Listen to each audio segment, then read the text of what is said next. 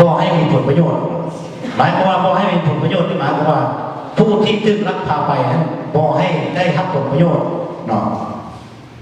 ผู้รับผลประโยชน์มันผู้โดยเนใส่สกัดกั้นและต้านการค้ามนุษย์อยู่แขวงไสสมบูรณ์ดังนั้นในระหว่างวันที่28 29 มกราคม 2025 ผ่านมานี้คณะกรรมการต้านการค้ามนุษย์ขันแขวงลงโฆษณาเผยแพร่ผลร้ายของการค้ามนุษย์อยู่บ้านออมและบ้านอ่าวเมืองอนุวงศ์แขวงไสสมบูรณ์นำโดยทานนางบุญทวีสิงห์วิไลคณะกรรมการต้านการค้ามนุษย์แขวงประธานสาพันธ์แม่หญิงแขวง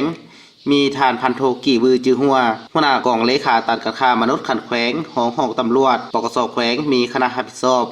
ตลอดฮอดพ่อแม่ประชาชนบรรดาเผ่าเข้าร่วม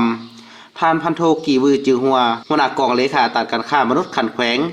ได้บรรยายเอกสารต่างๆเกี่ยวกับการค้ามนุษย์ซึ่งทานได้อธิบายอย่างจ่าแจ้ง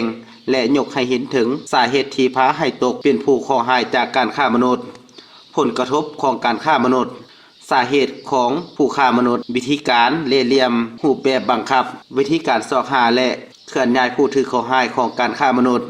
นอกนี้ยังได้แนะนำวิธีการป้องกันการช่วยเหลือผู้ถือขอหายและการดำเนินคดีต่อผู้ค้ามนุษย์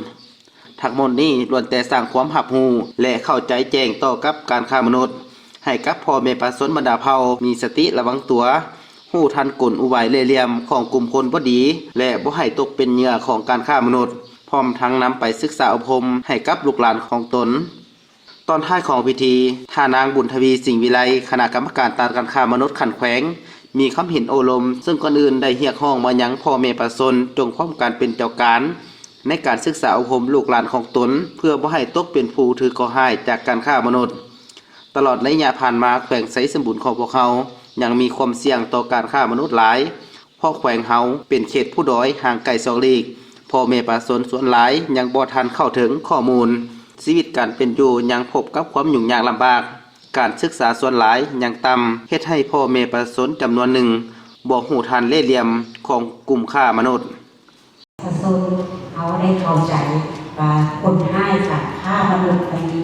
อย่างใดล่ะก็สิ่งที่ให้ในที่สุดแต่สิ่งประกวดการมันเกิดขึ้นแต่อย่างตัวแพงเขานี่ก็มีเริ่ม